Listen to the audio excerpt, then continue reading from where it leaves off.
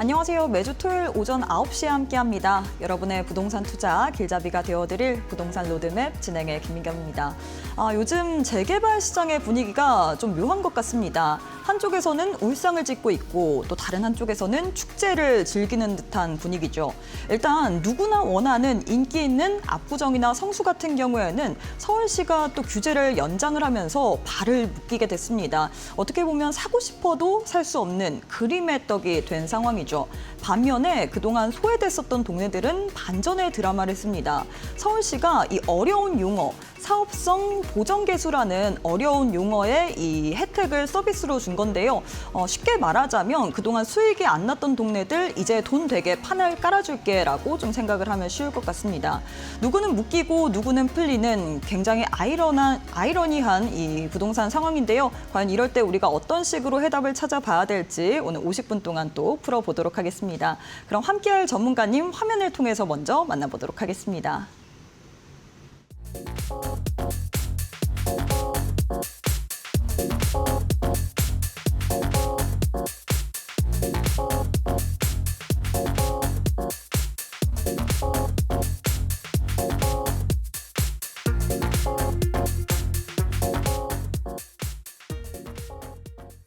네, 일부 함께할 전문가님 본격적으로 만나보도록 하겠습니다. 김명길 본부장님 만나보도록 할게요. 본부장님 안녕하세요. 안녕하세요. 로인리 부동산 중개법인 김명길 본부장입니다. 오늘 방송에서는 많이들 궁금해하시는 질문, 지금이 재개발 빌라 투자 타이밍인가 라는 주제로 이야기를 한번 해보려고 합니다. 요즘은 죄송합니다. 한쪽에서는 아직 위험하다라는 이야기가 나오고 있고 또 다른 한쪽에서는 지금이 기회다라는 이야기가 나오고 있습니다. 이렇게 어지러운 시장 속에서 공급은 줄어들고 있고 정책은 빠르게 변화하고 있습니다. 그래서 급매물의 기회를 잡을 수 있는 지금이 재개발 골든타임이라고 할 수 있고 이렇게 어지러운 정책 변화 속에서 선별적인 기회를 잡을 수 있는 이야기를 오늘 한번 해보도록 하겠습니다. 방송 끝까지 보시면 오늘 지금 들어가야 될지 말아야 될지 많은 이제 명확한 기준이 생기실 거고 추가로 끝에는 저희가 추천드리는 지역도 있으니 끝까지 시청 부탁드리겠습니다. 네, 2026년 지금이 재개발 지역 투자할 시기인가 아닌가를 놓고서 또 많은 분들이 좀 혼란스러울 것 같습니다. 누군가는 투자할 기회다라고 하지만 한 측에서는 또 아직까지는 아니다라는 이야기가 있는데 오늘은 여기에 대한 또 풀이해드리도록 하겠습니다. 또 우리 전문가님과 추가적으로 이야기를 더 나눠보고 싶다. 나는 부동산 규제도 너무나도 지금 촘촘하게 나오고 있고 그리고 너무나도 방향성을 잡기가 어렵다 하시는 분들 또 함께 또 질문을 남길 수 있는 공간을 마련해 봤습니다. 100원의 유료 문자 샵 3772번으로 부동산 이렇게 세 글자 보내주시면 또 함께 하는 공간에서 또 여러분들 질문 남길 수 있기 때문에 많이들 참여하셔서 지금 규제에 발묶인 분들 많으시죠? 또 시원하게 해결해 보시길 바라겠습니다.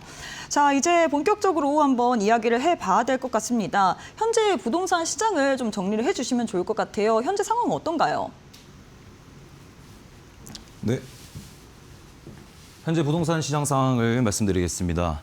현재 부동산 시장은 양극화 시장입니다. 우선 서울 핵심지는 계속 가격을 오르고 있고 신고가를 경신하고 있는 흐름입니다.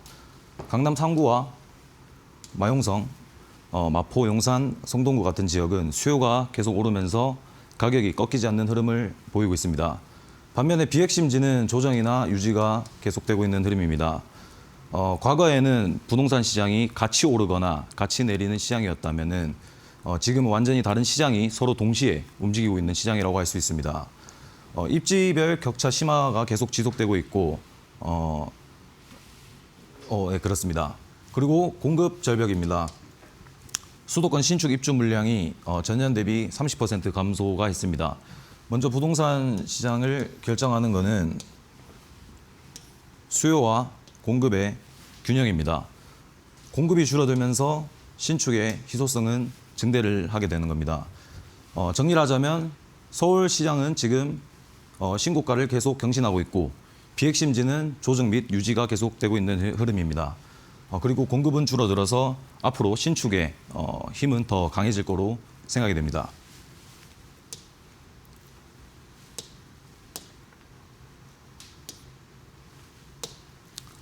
네, 그럼 이런 흐름이 왜 만들어지고 있는지 말씀드리겠습니다. 먼저 금리와 대출 환경입니다. 현재 기준 금리는 2.5%로 동결 기조를 유지하고 있습니다. 그런데 중요한 건 금리가 아니라 대출입니다. 스트레스 DSR 시행으로 금리가 오를 가능성을 미리 반영을 해서 실질적인 대출 한도가 축소가 됩니다.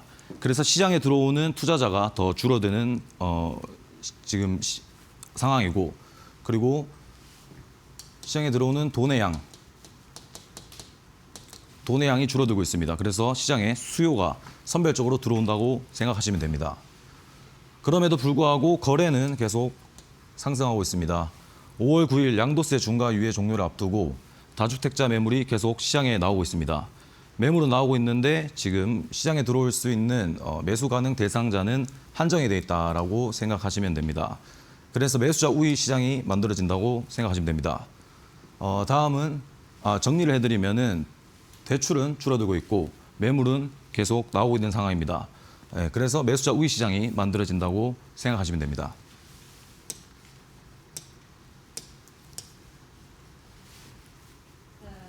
그래서 부동산 상황에 대해서 정리를 해주셨습니다. 지금 대출은 막혀 있고 매물은 점점 나오고 있는 구조라 매수자 입장에서는 선택지가 많아지고 좋은 기회를 잡을 수 있는 시장이라고 했는데요. 우리가 기회도 좀 알아야 잡을 수 있을 것 같습니다. 다만 나는 현 시점에서 어떻게 또 이 부동산 관련된 또 투자를 해야 될지 모르겠다. 너무나도 많은 정책 변화에 혼란스럽다 하시는 분들, 또 여러분들 질문 남길 수 있는 시간을 마련해 봤습니다. 궁금증 있다 하시는 분들 생방송 도중에만 또 활짝 열려 있기 때문에 지금 바로 참여해 보시길 바라겠는데요. 휴대폰 기본 카메라 어플 켜시고 TV 화면에 사진 찍듯이 가깝게 갖다 대시기만 하시면 1초에서 2초 사이에 또 영어로 된 주소가 나올 겁니다. 손가락으로 꾹 누르시게 된다면 또 여러분들이 질문 남길 수 있는 그런 또 란이 있거든요. 나도 한번 부동산 관련해서 참 혼란스럽고 답답한 이런 시장, 그리고 정책 변화가 워낙에 빠르게 나오다 보니까 맥을 못 추스리겠다 하시는 분들 굉장히 많으실 텐데요. 또 질문 남길 수 있는 곳에서 또 여러분들의 궁금증들 막 풀어보시길 바라겠습니다. 자, 이렇게 해서 또 현재 이 부동산 시장에 대해서 좀 알아봤는데 핵심 정책 변화가 있을까요? 너무나도 확 바뀌고 있습니다. 네, 2026년 핵심 정책 변화를 보시겠습니다. 첫 번째, 양도세 중과 유예 종료입니다. 5월 9일로 D-Day는 이미 정해져 있습니다. 이때를 기준으로 세금은 변화를 합니다. 우선 유예 상태일 때는 기본세율이 적용이 됩니다. 그런데 2주택자는 기본세율 플러스 20%포인트, 3주택자는 기본세율 플러스 30%포인트, 최고세율 82.5%까지 올라가게 됩니다. 세금 차이 예시를 한번 보시겠습니다. 양도 차익 13억 정도 발생을 했을 때 유예 시에는 약 5억 원의 세금, 중과 시에는 약 10억 원의 세금, 약 5억 원의 차이가 나는 구조입니다. 그래서 세금을 피하려는 매도자들이 매물을 계속 시장에 내놓고 있는 상황이라고 할 수 있습니다. 두 번째는 재건축 안전진단 기준 완화입니다. 핵심만 먼저 말씀드리면 재건축은 이제 건물이 위험해야 되는 상황이 아니라 사람이 불편하면 가능한 시장으로 바뀌었습니다. 안전진단 가중치를 개편한 그래프입니다. 구조 안정성, 주거 환경, 설비 노후도, 비용 분석 이런 항목들이 있는데 우선 구조 안정성을 보시겠습니다. 기존에는 50%였습니다. 그래서 재건축을 하고 싶어도 건물이 낡았어도 하지 못하는 경우가 많았습니다. 이 50%를 충족해야 됐기 때문인데 현재는 30%로 줄어들었습니다. 그리고 주거 환경, 설비 노후도 같은 경우는 30%로 확대가 되었습니다. 그래서 실생활 불편 항목들이 반영이 되었다고 할 수 있습니다. 이렇게 되면 안전진단 통과율이 대폭 상승을 하게 되고 재건축의 기준도 완화가 된다고 생각하시면 되겠습니다. 또 절차 간소화인 패스트 트랙이 도입되면서 준공 30년 이상 단지는 안전진단 없이도 착수가 가능해졌습니다. 사업 시행 인가 전까지만 통과하면 되기 때문에 사업기간 최대 3년이 단축이 됩니다. 그에 따른 시장 변화를 한번 보시겠습니다.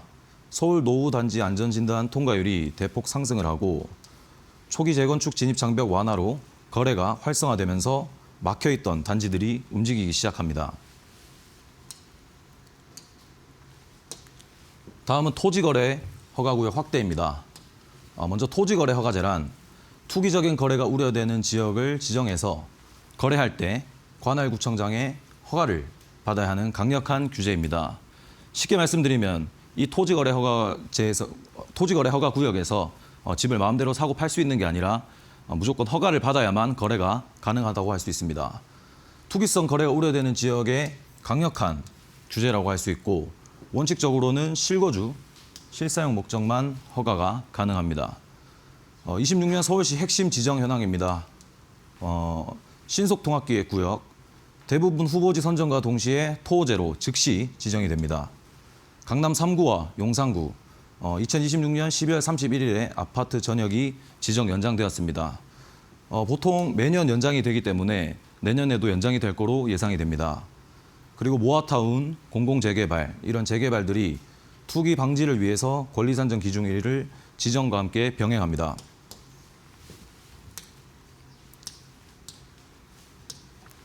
네, 토지거래 허가구역에서 반드시 알아야 할 핵심 규제 4가지를 보시겠습니다.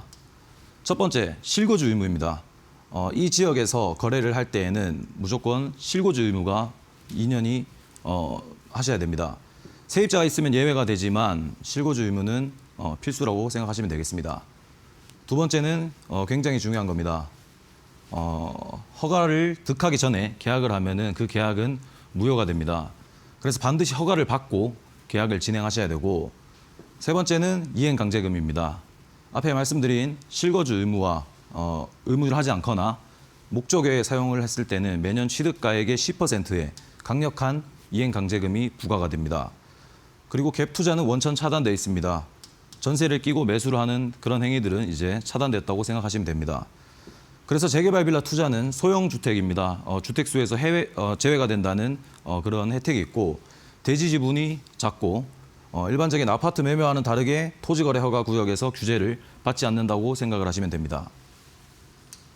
네, 이렇게 해서 2026년 이 핵심 정책 변화에 대해서 설명을 해드렸습니다. 일단 5월 9일 이 양도세 중과유예 종료라는 데드라인이 나왔고요. 뿐만 아니라 재건축 안전진단 기준 완화, 여기다가 토지거래구역, 이 허가구역 확대까지도 나왔습니다.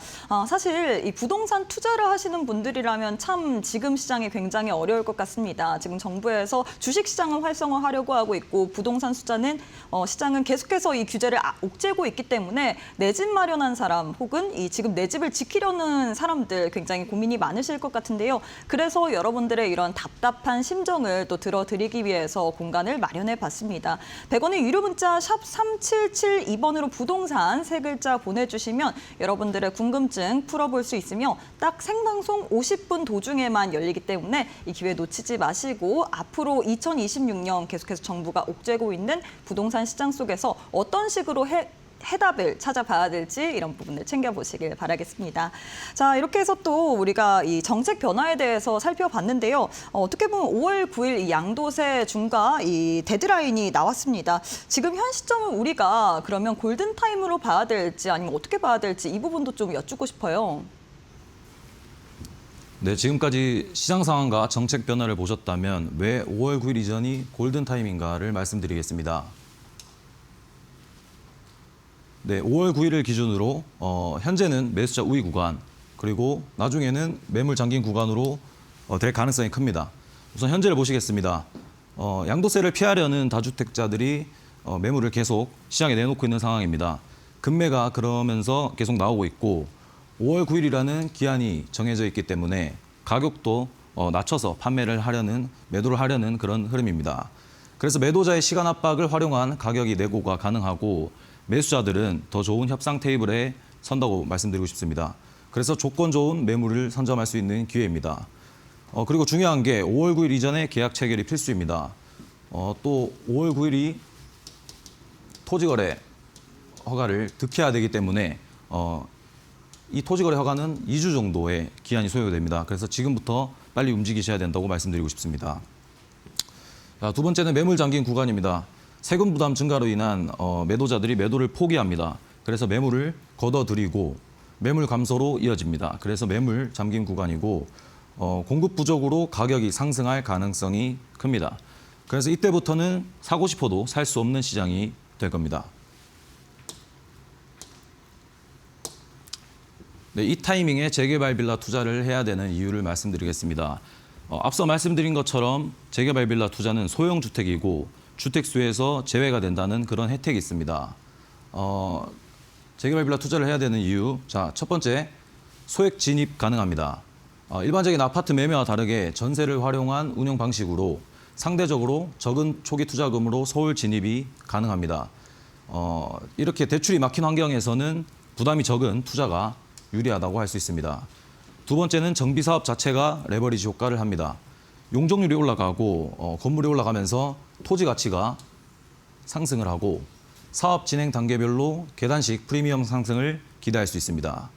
세 번째는 신축 아파트 입주권입니다. 결과가 명확하다는 뜻입니다. 재개발 완료 후에 시세 차익뿐만 아니라 청약 가점과 무관하게 서울 신축 아파트를 소유할 수 있는 유일한 방법입니다. 이건 단순 투자를 넘어서 자산이 전환된다는 점에서 굉장히 큰 메리트가 있습니다. 네 번째는 인프라 개선 수혜입니다. 재개발은 단순히 건물만 새로 짓는 게 아니라 주거환경 개선과 함께 도로, 교통, 공원, 교통망 등 기반 시설이 개선돼서 지역 전체의 가치가 동반 상승을 합니다. 다섯 번째는 정책 인센티브 활용입니다. 정부는 계속해서 신속통합기획, 공공재개발 등 지원책을 통해서 사업 속도를 빠르게 하고 있고 용적률 혜택을 계속 주고 있습니다. 자, 정리하자면 재개발 빌라 투자는 소액으로 진입이 가능하고 정비사업 자체가 레버리지 효과를 합니다. 그 결과는 신축 아파트로 이어지고 인프라가 개선이 되고 정책까지 밀어주는 시장이라고 생각하시면 되겠습니다. 그래서 재개발은 미리 신축을 확보하는 투자라고 말씀드리고 싶습니다. 네, 이렇게 해서 우리 전문가님께서 지금이 왜 골든타임인지에 대해서 설명을 해드렸습니다. 5월 9일이라는 이 데드라인이 있기 때문에 현 시점에서 이 양도세를 피하기 위해서 이 급매 물량이 발생할 수 있다. 그렇기 때문에 가격적인 내고 좋은 조건에서 매물을 살 수 있다라고 이야기를 해주면서 이 타이밍에 재개발 빌라 투자해야 되는 이유까지도 알려드렸는데요. 재개발 지역 중에서 어떤 빌라를 투자해야 될지 잘 모르겠다. 사실 우리가 알아야지 또 투자도 잘할 수 있습니다. 이런 궁금증들 또 남길 수 있는 공간 마련을 해놨기 때문에 지금 바로 또 참여해 보시길 바라겠는데요. 100원의 유료 문자 샵 3772번으로 부동산 이렇게 세 글자 보내주시면 또 여러분들의 궁금증 남길 수 있고요. 그리고 생방송 50분 안에만 이 공간이 열린다라는 부분 꼭 한번 참고해 보시면서 그동안 답답했었던 이 부동산 규제 관련된 궁금증들 혹은 어떻게 또 해결을 해야 될지 이런 부분들 많이들 물어보시길 바라겠습니다. 자, 이제는 또 우리가 관심 있게 봐야 될 만한 지역에 대해서 살펴봐야 될 것 같습니다. 어떤 지역 보는 게 좋을까요, 전문가님? 네, 우리가 봐야 할 곳, 주목해야 할 곳, 눈여겨봐야 할 곳은 바로 광진구 자양동입니다. 먼저 성수 전략 정비구역으로 확산 수혜권입니다. 재개발은 항상 옆으로 이동하고 그 주변으로 확산을 하면서 진행을 합니다. 여기에 대해서는 조금 이따 다시 자세하게 말씀드리겠습니다. 두 번째는 2호선 구의역과 건대입구역, 7호선 건대입구역, 더블 생활권입니다. 그리고 한강과 상권, 그리고 대학이 위치해 있는 트리플 입지에 있고 정비 사업이 속도가 붙어서 가치가 올라갈 것으로 예상이 되는 그런 지역입니다.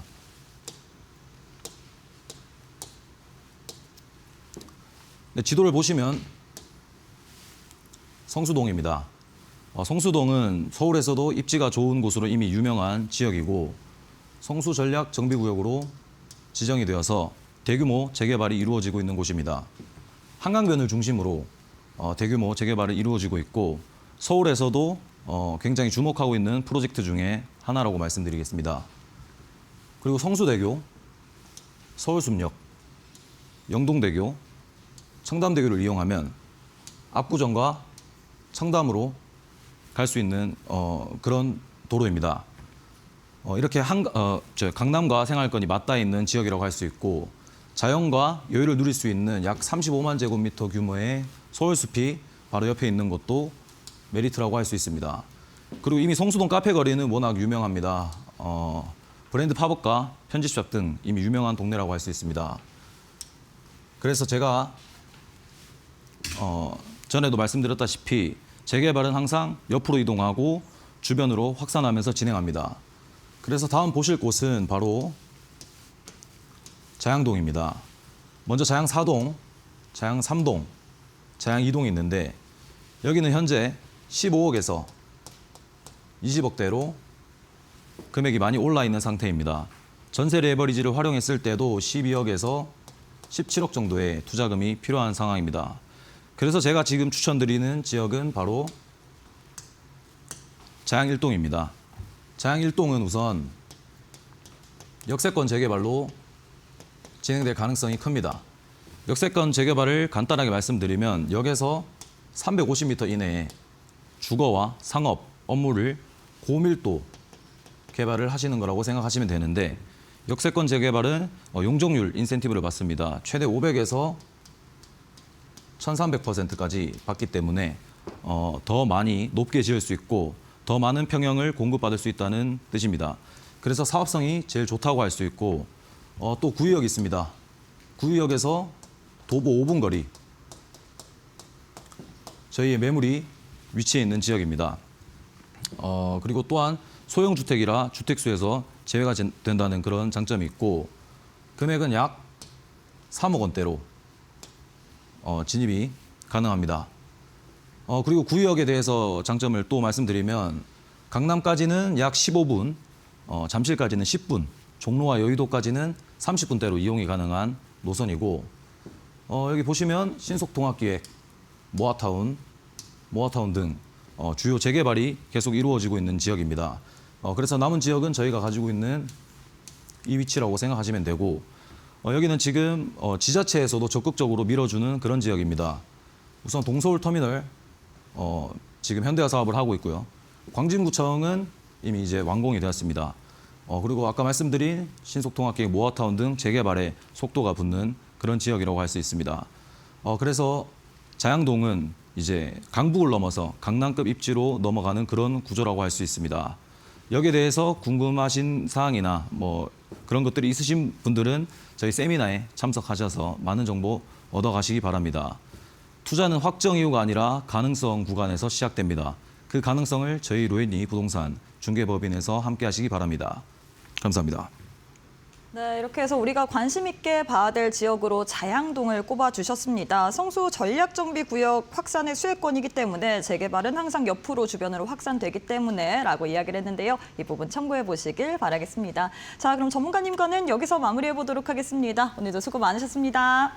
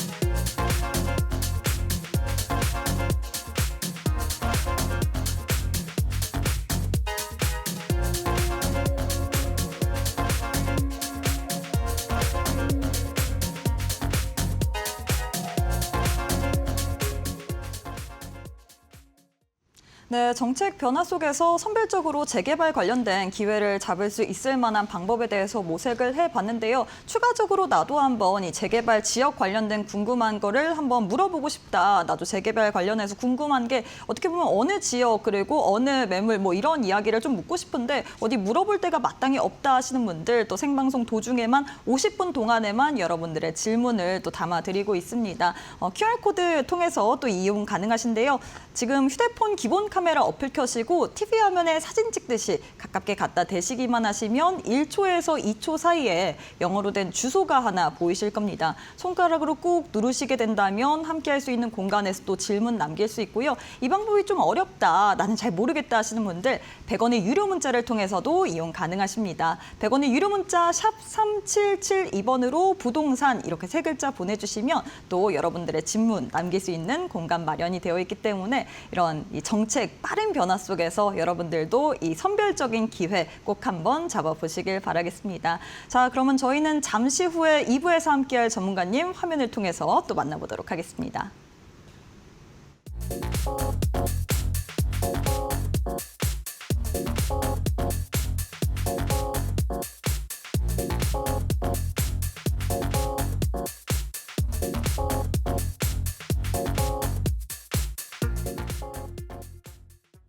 네, 부동산 로드맵 2부로 이어가 보도록 하겠습니다. 함께할 전문가님 만나보도록 할게요. 김세원 본부장님 안녕하세요. 네, 시청자 여러분 안녕하십니까? 김세현 본부장입니다. 다시 또 2주가 지났습니다. 지난 방송 때는 시청자분들께서 직접 올려주셨던 질문에 대한 답변을 저희가 드렸었는데요. 방송이 나간 뒤에도 비슷한 질문들을 많이 주셨습니다. 많이들 궁금해하시는 분들은 역시나 뭐 재개발에 관련된 이런 부분들을 많이 해주셨는데요. 그래서 오늘은 이 재개발에 대해서 최대한 상세하게 다시 한번 설명을 좀 드려볼까 하고요. 오늘 또한 방송 보시면서 궁금하신 점 있으시면 지금 영상 하단에 나가고 있는 저희 상담 신청 링크 통해서 자유로운 질문 주시기 바라겠습니다. 네, 이제는 또 우리가 재개발 관련된 또 최대한 상세하게 이야기를 좀 나눠보려고 하는데요. 오늘은 과연 어떤 주제 준비하셨을까요, 전문가님? 네, 오늘은 앞서 말씀드린 것처럼 이 재개발에 대해서 자세하게 알아보는 시간을 갖도록 하겠습니다. 먼저 아예 처음부터 보겠습니다. 재개발과 재건축, 이게 간단한 부분이니까 빠르게 넘어가도록 할 텐데요. 일단 도로나 공원, 상하수도 같은 정비 기반시설이 없으면 재개발, 기반시설이 있는 지역은 재건축이라고 보시면 되겠습니다.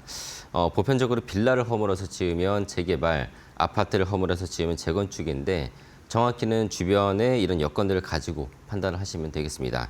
재건축과는 달리 재개발은 구역 안의 집들이나 아니면 면적이나 무허가인지 대지 지분이 또 얼마나 되는지 이런 여러 가지 요건들이 있기 때문에 강제적으로 현금 청산이 되는 부분이 있어서 투자하실 때 재건축보다는 재개발이 좀 더 난이도가 있다라고 보시면 되겠고요.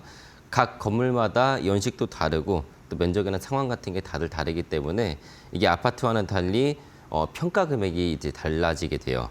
이러다 보니까 어떤 분들은 정비 사업에 만족을 하셔서 동의를 하시는 분들도 있고 동의를 또 안 하시는 분들도 계시고요. 아파트보다는 상황이 좀 더 복잡해지는데 예를 들어서 상가라던가 무허가 건축물이라던가 종교시설 풀어야 되는 숙제가 좀 많습니다. 이제 절차를 먼저 설명을 좀 드리자면 먼저 구역이 지정되어야겠죠. 면적은 서울 기준 1만 제곱미터 이상이 되어야 되고요. 노후도를 잘 보셔야 됩니다. 동수는 60% 필수 항목이니까 무조건이고요. 아래의 선택 항목 호수 밀도, 과수 필지, 접도율, 면적 노후도 중에서 한 가지가 추가로 충족되어야 됩니다. 다음으로는 추진위원회 설립, 추진위원장이 나오는 시기죠. 해당 구역 안에 토지나 건물 소유자 50% 이상의 동의로 뽑히게 됩니다. 다음은 조합 설립인데요. 토지 등 소유자의 동의율 75%, 그리고 면적은 50% 이상이 되어야 조합 설립 인가를 받을 수가 있습니다. 아래 보시는 재건축은 토지 등 소유자의 70%, 동빌 소유자의 50%가 되어야 조합 설립을 받을 수가 있고요. 자세히 보시면 저희가 강제조합원, 임시조합원이라고 써져 있는데 간단하게 차이를 말씀을 드리자면 이 재개발의 경우에서는 내가 동의를 하지 않았지만 75%의 주민들이 이미 동의를 했으면 나 역시 또한 조합원이 되는 겁니다. 물론 나중에 추후에 탈퇴는 가능하고요. 현금 청산을 받으면서 탈퇴는 하시면 되지만 사업 기간 내에 강제로 참여가 되기 때문에 강제 조합원이라고 써놨고요. 재건축 같은 경우에서는 조합 설립을 할 때 동의를 하지 않으면 당초부터 관계가 없는 사람이에요. 총회를 하거나 모이는 자리에서 소집 대상이 아니기 때문에 임시조합원이라고 써놨습니다. 물론 탈퇴를 하셨으니까 당연히 현금 청산 대상이시고요. 조합 설립과 사업 시행 계획 인가 사이에 하나가 더 있습니다. 바로 시공사 선정인데요. 조합에서 정한 입찰 기간이라는 게 있는데 이 기간 안에 참여한 업체들을 대상으로 총회를 통해서 투표를 통해서 선정을 하게 됩니다. 이렇게 최종 후보로 올라온 시공사들에게 이렇게 일목요연하게 비교표라는 걸 만들게 되는데요. 주로 기재되는 내용으로는 분양가를 얼마를 더 받게 해주겠다, 미분양 시 시공사가 책임을 지겠다, 변제하겠다, 이주비를 얼마나 지원하겠다, 이런 조합에서 주로 관심 있는 항목들을 만들어서 표로 만든 겁니다.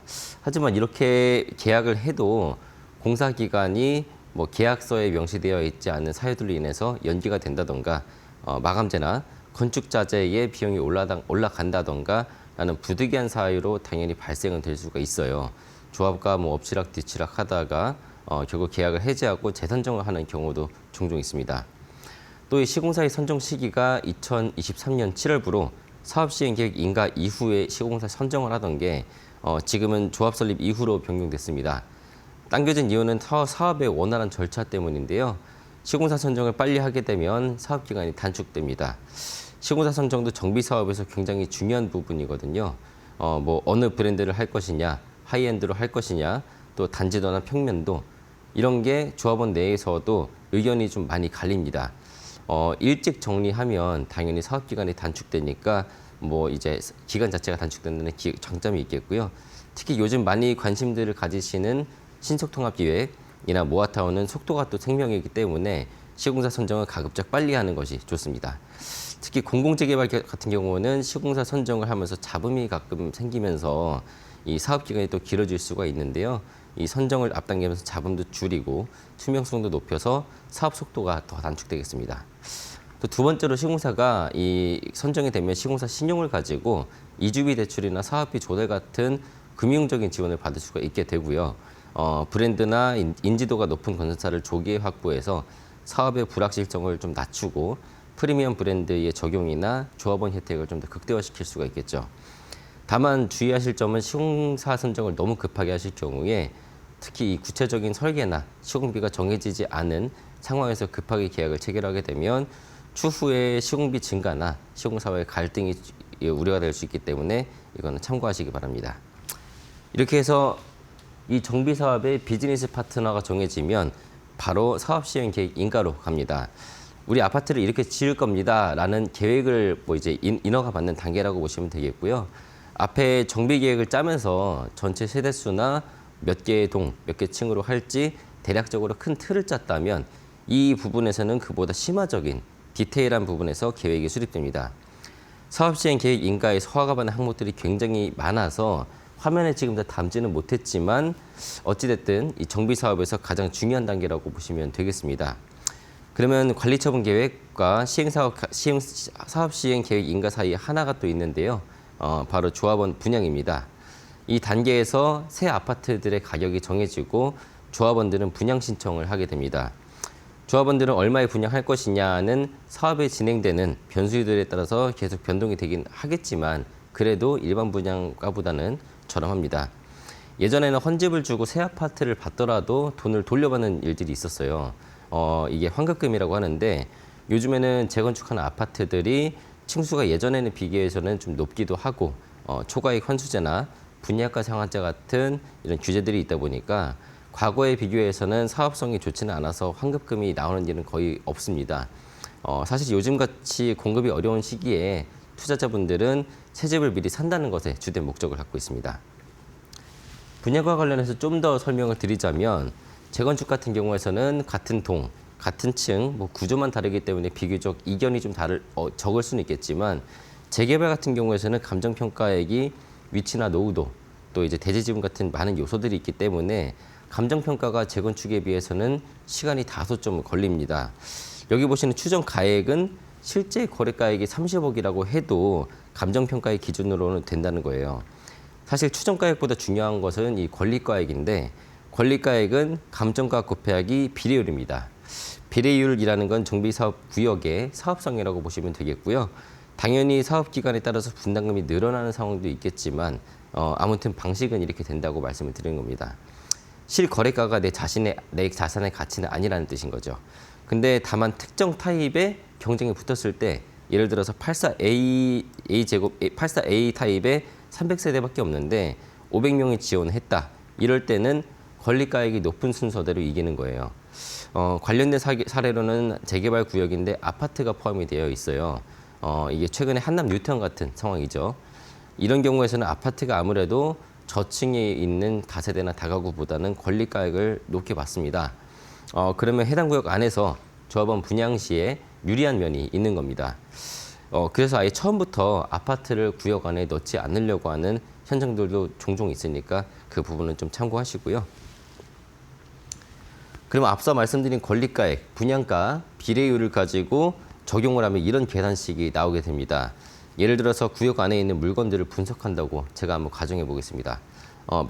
매매가가 10억인 다세대가 있습니다. 그런데 매도인 측에서 프리미엄을 7억을 부르는 거예요. 그러면 총 17억이라는 뜻이 아니고 매매가 기준 10억을 감정평가하면 대략 3억 정도가 나올 것 같으니 나머지 7억이 프리미엄이다라는 뜻입니다. 그러면 비례율은 평균 100%로 잡으면 권리가액 또한 3억이 되고요. 이렇게 계산하면 3억짜리 집을 10억에 샀으니까 10억에 샀으니까 7억에 샀다고 보시면 되고요. 근데 조합원 분양가가 7억이다라고 하면은 여기서 차액인 4억을 더 지불하게 되는 겁니다. 그러면 총 얼마를 낸 걸까요? 지금 여기 매매가 10억을 처음에 지불했고 분담금 4억 지불하셨죠. 총 14억을 주고 이제 그 집을 사신 건데 14억 중에서 7억은 프리미엄이고 나머지 7억은 조합원 분양가였다라고 계산하시면 되겠습니다. 다음으로는 관리처분 계획 인가입니다. 이 단계에서는 정산하는 단계라고 보시면 되겠습니다. 누가 얼마를 내고 얼마를 받고 또 재산과 관련된 모든 것들이 정리가 되고 일반 분양가도 결정해 놔서 수익률을 따져보게 되겠습니다. 사실상 조합의 마지막 단계라고 보시면 되겠는데요. 이 부분에서 주의 깊게 보셔야 될 점은 투기과열지구에서 재건축을 해서 이 조합이 설립되면 조합 설립 시부터 조합원 지위 양도가 제한이 됩니다. 근데 재개발은 관리처분 계획 인가부터 안 되는 겁니다. 재건축에 비교해서는 지위 양도가 약간 더 자유롭다고 보시면 되겠고요. 또 다음으로는 이제부터는 재개발 재건축은 세법상 입주권으로 전환이 됩니다. 한때는 입주권이 주택수에 포함 안 되는 시절도 있었는데요. 지금은 간단하게 입주권이 전환되는 시점, 관리처분 계획 인가부터다라고 생각하시면 되겠습니다. 다음으로는 이주 및 철거가 남았습니다. 예전에는 이 시기가 되면 우르르 집을 나가서 집을 구하면서 주변 지역 임대차 시장에 영향을 미치는 일들이 종종 있었는데요. 따라서 지금 관에서는 시기적으로 조정해서 나누는 경우들도 있습니다. 아무튼 이 구역 내의 시기에서 집을 비우게 되는데 집을 비우고 나면 멸시를 하겠죠. 말 그대로 건물이 없어지고 내 지분만큼 땅만 남게 되는 겁니다. 여기서 중요한 포인트는 주택이 없어졌으니까 주택분에 대한 종부세가 안 나오게 됩니다. 아시다시피 재산세와 종부세는 과세 기준일이 매년 6월 1일이잖아요. 그래서 그 전에 만약에 기준일 전에 멸실이 돼서 없어졌다면 그 아파트에 대한 종부세 안 내셔도 되는 겁니다. 그래서 멸실이 언제 되냐에 따라서 1개년치 종부세를 낼 수도 있고 안 낼 수도 있게 되는 겁니다. 세금에 대해서 또 한 가지 체크하실 점은 지금 현행법상으로는 2주택 취득 시 8%의 취득세를 납부하시잖아요. 근데 지금 집이 멸신된 건물 상태로는 토지만 보유 중이기 때문에 주택분 중과세율이 발생하지 않고 토지에 대한 취득세율 4.6%만 내게 됩니다. 물론 나중에 준공될 때 건물분에 대한 취득세를 한 번 더 내야 되긴 하는데요. 근데 그때는 이 건물은 우리 조합이 만든 집이잖아요. 최초의 집인데 그래서 그때는 2.8%의 원시 취득세율이 적용되겠습니다. 자, 그럼 이제 마지막으로 건축의 삽을 띠게 됩니다. 통상 이 시기에 일반 분양을 많이들 진행하는데요. 또한 이 시점은 재건축인 경우에서는 초과이익 환수제와 또 관련이 있습니다. 준공 시점부터 10년이거나 조합 설립부터 준공까지의 상승분 둘 중에 기간이 짧은 거를 따져서 조합원 1인당 평균 이익이 얼마 이상이다라고 하면 분담금을 받는 제도입니다. 네, 이 단계를 땅을 정리한다고도 표현을 합니다. 이 대지를 모아서 아파트를 하나 지은 거잖아요. 그럼 이걸 다 나눠서 정리를 또 다시 한번 해야 됩니다. 이 과정이 이전 고시 단계라고 보시면 되겠는데 마지막이지만 또 마냥 쉽지만은 않습니다. 만약 이 단계로 와서 소송이라도 진행이 되면 이 소송 해결될 때까지 이전 고시도 못하고 미등기 아파트로 남게 되기도 하는데요.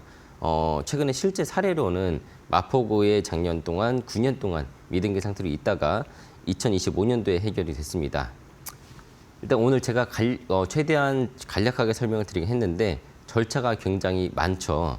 물론 부동산의 입지가 중요하지만 재개발이나 재건축 같은 정비 사업들은 주민들 간의 의견 합치, 비례율, 위치 순서대로 투자 포인트를 주시는 것이 좋겠습니다. 물론 요즘 이렇게 복잡한 절차를 보완하기 위해서 모아타운이나 신속통합계획이나 역세권 재개발로 많이들 관심을 갖는 추세인데 오늘 제가 드린 설명에 대해서 추가적인 질문이 있으시거나 또 재개발 관련해서 추가적으로 궁금하신 점 아래 링크 통해서 상담 신청을 주시면 저희가 또 친절하게 상담 드리도록 하겠습니다. 네, 이렇게 해서 절차가 굉장히 많은 이 재개발 관련된 설명 자세하게 잘 들어봤습니다. 마지막에 모아타운 신속통합기획 이 역세권 재개발 쪽으로 관심이 쏠린다라는 말을 주셨는데 이 부분이 기존의 이 재개발과는 좀 무슨 차이가 있을까요? 네, 먼저 신속통합기획과 모아타운 자체가 만들어진 배경은 기존 정비 사업의 규제와 절차가 이렇게 많이 복잡하다 보니까 사업 기간이 또 길어지기도 하고 또 길어지는 사업 기간 내에 변수가 생기다 보니까 무산되는 일들이 굉장히 많았어요. 간단히 말해서 이런 기존 방식들의 단점을 보완하기 위해서 지역별, 위치별로 맞게끔 효율적인 개발을 위해서 위치에 맞는 개발 사업이라고 보시면 되겠습니다. 먼저 신속통합계획 먼저 설명을 드리겠습니다. 줄여서 신통기획이라고도 하는데요. 신통기획은 기본 개념이 서울시가 정비사업의 초기 단계, 계획 단계부터 참여를 해서 정비계획의 가이드라인을 아예 제시를 하고 복잡한 인허가 절차를 통합해서 사업기간을 획기적으로 단축함의 목적이 있습니다. 특히 작년 9월부터는 신속통합기획 2.0이 발표가 되면서 인허가 구간의 불필요한 절차들을 덜어내고 행정적인 지원을 추가로 제공해서 정비사업 기간을 1년을 추가로 단축하게 되었습니다. 네. 모아타운은 대규모 재개발이 어려운 10만 제곱미터 이내에 노후된 저층 주거지를 하나로 묶어서 대단지 아파트처럼 개발하고 지하 주차장과 같은 편의시설을 확대하는 정비 사업입니다. 특히 모아타운은 재개발 지역으로 선정되기 어려운 지역들이 주로 선정이 되는데요. 일단 이 모아타운으로 지정이 되면은 이 지역 안에 있는 노후된 다세대, 다가구 소유주들이 모여서 하나의 블록 단위로 모아서 모아주택을 구성하게 됩니다. 기본적인 개념 외에 이렇게 다른 점들은 보시는 표와 같이 여러 가지 차이점이 있는데요. 먼저 신속통합기획 같은 경우는 도시 및 주거환경 정비법을 적용받지만 모아타운은 빈집 및 소규모 주택 정비에 관한 특례법을 적용받습니다. 또 신통계획은 주민 동의율이 30% 이상만 되면 접수가 가능하지만 모아타운은 3분의 2 이상이 되어야 하고요. 노후도를 보시면 신통계획은 60% 이상, 모아타운은 50% 이상이 되셔야 합니다. 면적은 신통계획의 면적은 1만 제곱미터 이상이 되어야 되지만 모아타운은 10만 제곱미터 미만이고요. 조합 설립 요건은 신통기획의 기준으로는 75% 이상, 모아타운으로는 80% 이상입니다. 또 한 가지 차이점은 선정 후에 신통기획은 토지거래허가 구역으로 지정이 됩니다만 모아타운은 조합원 지위 양도 제한이 있습니다. 두 가지 방식 모두 서울시의 대표적인 속도전 사업이기 때문에 기존의 재개발, 재건축 사업보다는 빠른 개발 속도를 갖고 있다라는 공통점을 갖고 있겠습니다. 물론 빠른 속도도 굉장히 중요하지만 투자를 위해서는 이 권리 산정일이 굉장히 중요하실 텐데요. 잘못 알면 몇 억 이상 큰 손해를 볼 수가 있는 부분이기 때문에 주의하셔야겠습니다. 일단 권리 산정일이라는 것 자체가 생긴 지 그렇게 크게 오래된 건 아닌데요. 2000년대 초반 재개발 사업이 이제 전국적으로 많이 성행이 되면서 지분을 나눠서 입주권을 여러 개로 나누는 쪼개기가 성행을 했습니다. 하지만 규제할 수 있는 명백한 기준이 없다 보니까 조합원 수가 이제 늘어나면서 사업성도 떨어지고 사업에 불필요한 기간 자체가 길어지면서 무산되는 일들이 종종 있었는데요. 이에 대한 기준을 잡고자 만들어지게 됐습니다. 처음에는 2003년도 서울시 도정법 조례에서 등장을 하게 됐고요. 그 후에 2009년도 도시정비법이 신설되어서 오늘날까지도 유지가 되고 있습니다. 권리 산정일이라는 건 입주권이 나오는지 현금 청산이 되는지 판단을 하는 그런 기준일이 되는 것인데요. 권리 산정일 이후로 하나의 토지가 여러 필지로 나눠지거나 단독이나 다가구 같은 1인 소유의 건물이 다세대 주택으로 변하면서 여러 소유주가 추가가 되거나 토지와 건물의 소유주가 달라지거나 건물의 신축, 전유 부분을 변경할 시에는 입주권이 생기지가 않습니다. 그러면 이제 각 개발 방식에 대한 권리 선정일을 알아볼 텐데요. 그러니까 가장 먼저 생각하시는 것은 민간 재개발 방식입니다.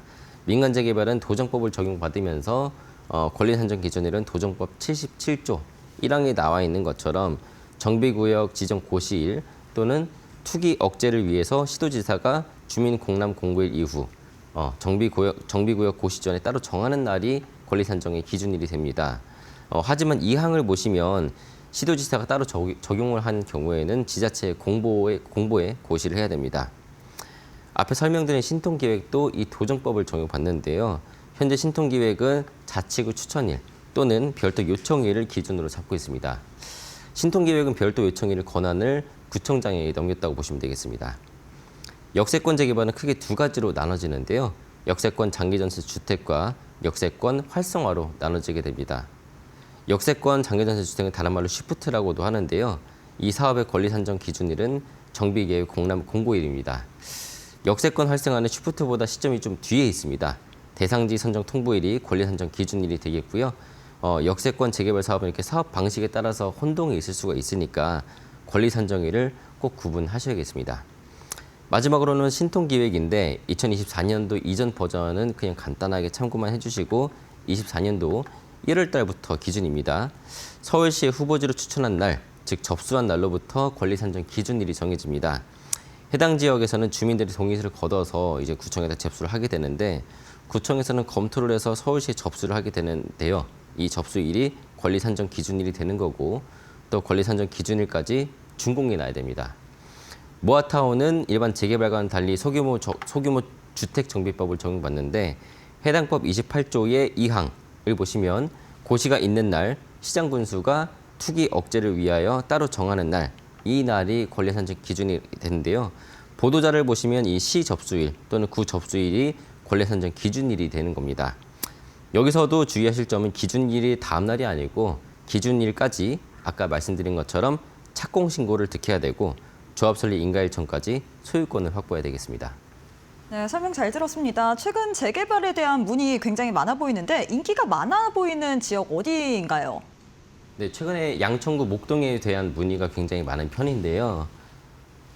네, 목동은 예전부터도 학군도 좋고 뭐 지하철이나 9호선 특히 9호선이 여기 염창역이기 때문에 급행 정거장이기 때문에 지하철에서 직장인들의 수요도 높고 학군으로 인해서 실거주 수요도 많은 지역인데다가 목 이동 안에서도 유심 있게 볼 지역은 이제 염창역 인근 부분에 모아타운이나 여기 재개발하는 이런 지역들 위주로 이제 보시면 전망이 좋아 보이고요.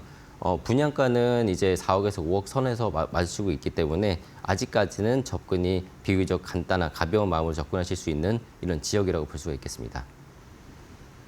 네, 이렇게 해서 주목해야 될 지역으로 양천구 목동 또 제시를 해드렸습니다. 우리 전문가님과는 여기서 마무리해 보도록 하겠습니다. 전문가님 수고 많으셨습니다.